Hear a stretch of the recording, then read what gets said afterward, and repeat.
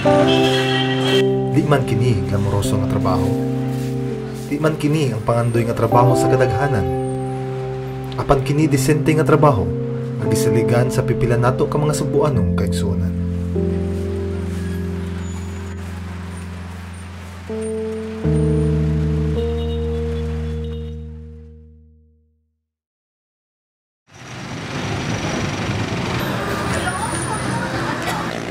Kini ang daan kolon dinhi sa syudad sa Sugbo.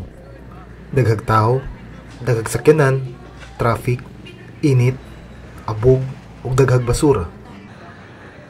Mao kini ang trabahoanan ni Nang Nita, 49 anyos, usa ka Metro Aid. Di na bag-o niya ang sitwasyon dinhing lugar. Sud sa 13 ka tuig, mao kini ang giisip niyang opisina. Sa tan-aw pa lang, mahibaw-an na nimo nga lisod ang trabaho ni Nang Nita. Gawas sa pagpanilhig, trabaho sab niya ang pangpanglangkat sa mga ipangpilit sa poste, pagkuha sa mga bus, ug ang pagsilhig sa napundong tubig sa mga kanal. Tubig sa kanang kuan ni Sir Dilma, basta kanang kuan go, basta wala na sa bote dire sa bangag para malibre ba kay mabaho man eh. Marag stagnant man. So wala naman siya sagbot, so siya. Gikan alas 6 sa hapon hangtod alauna sa kadlawon ang trabaho ni Nang Nita. Apan mga alas 4 sa hapon pa lang, naana siya sa ilang tent sa karbon aron andamon ang iyang mga kauban sa trabaho. Ang iyang silhig, dustpan ug basurahan. Dinhi magsugod si Nang Nita sa pagpanilhig. Oriente, kung straight on ginan ako sa Oriente guys, main. Nya, labang ko gikan sa iskina sa UV padong dito sa iskina San Siangco, Concord. O diha, dayon UV hungkira atbang mo ensa ko sa kanang wholesale metro. Sa ako din na siyang area. Inituuan man si Nang Nita kugi sa pagpanarbaho alang sa iyang pangandoy. Pangandoy alang sa iyang mga anak.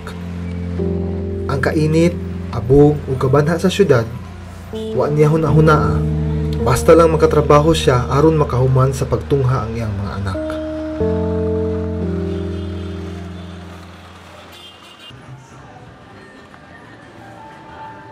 Ang palibot dinhi sa daan kolon lahi kung ikumpara sa lugar nga gipuy-an ni Nang Nita.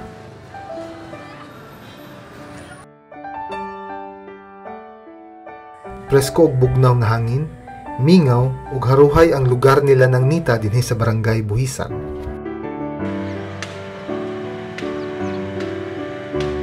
Tungason ang agianan padung sa balay nila.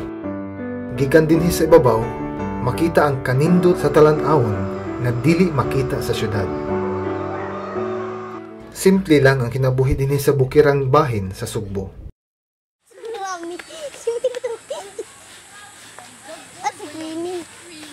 Sa unahan mao ang balay nila Nang Nita. Gikan dinhi, kada adlaw siyang mupliti halos 60 pesos padung sa trabahoan ug pauli. Kung kwintahon, sud sa usa ka buwan, sobra 1,500 pesos ang iyang igasto sa pamiliti pa lang. Dako na kining kaltas sa iyang budget. Isip usa ka Metro Aid nga gadawat og kapin 6,000 pesos nga sweldo lamang matag buwan. Iyang bana dili sab dako og sweldo. Ano sabi yung trabaho niya? Nana sa kanang kamanero na kung ba na sir, kaminero. Ano na siya? Kanang sa kanal, sa na yan. So, nasa city gyapon. Oo, sa city gihapon siya. Ako Metro Aid, siya sa kaminero. Kami duha, init o kuha na anamo. Nagpahuway na si Haring Adlaw, apan si Nang Nita nagkamulupag trabaho. Anad na si Nang Nita og kapoy nga trabaho, tungod kay sayo siyang nakaamgo sa kalisod. Lumad nga taga-baybay Leyte, nagdako si Nang Nita nga dili hayahay.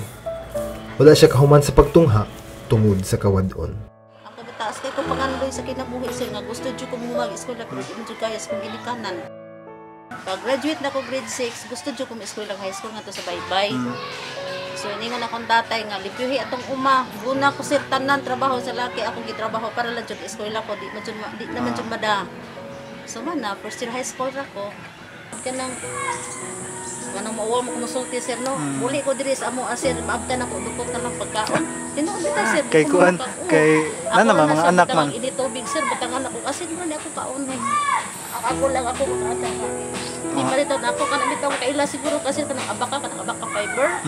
Dito sa amo ako lang ang answer para lang din gusto ko mag-school lang high school ko. Madud guys kung ginikanan. Ang kapobrehon maong hinungdan sa iyang pagpaningkamot. Dili tungod kay pobre, magpakapobre na lang. Samtang buhi pa, doon naghihapoy mahimo aron makabot ang mga pangandoy. Matagkahig sa iyang silhig, matagpunit sa basura, ug matagtulo sa singot ni Nangita, alang kini sa iyang pamilya. Tungod kay dili siyang gustong mahiaguman sa iyang mga anak ang kalisod nga iyang naagian. Alas 9 na sa gabi ug katunga pa si Nangita sa iyang hinluanan. Daghan pang basura sa kadalanan, pero ba nga ang mga Pinoy wa gyapon disiplina sa paghipos sa ilang sagbo. Kaya pa. Sakit ng kamot, di pa. Nali sakit sir, bala na. Baka nanihapon din, no? Sir, TV man nga panihapon. TV nga panihapon. So, imong baon katong tubig. Ang mga basura nga naa sa iyang trash bin, gianam og kuha sa iyang kauban. So, asa man siya dalon nung? Ha?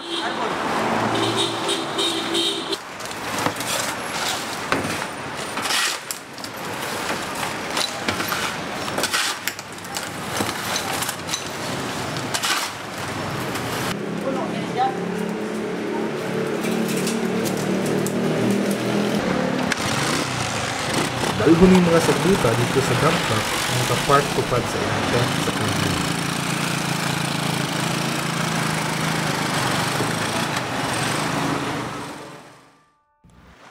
Ang mga kakulian, wala nakapabira ni Nangita paubos. Maugani inuuni ang nakatuklod niya nga mas maningkamot pa ug mas mupalig-on sa pagtuo sa Ginoo. Gawas sa pagka-Metro Aid, si Nangita aktibo pod sa buhaton sa ilang kapilya. Kay matud niya, sa Ginoo siya mukuha og kusog kada adlaw. Pero may kadalite. Kay Wala siya sir, sentro. Wala sentro sa akong pagka-Metro Aid. San Miguel. San Roque, yun niya, Senior San Miguel.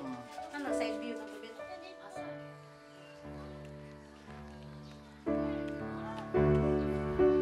Ug tuod man, wala siya pasagdi sa Ginoo sa iyang mga pangandoy. Tulo sa iyang mga anak ang nakahuman na.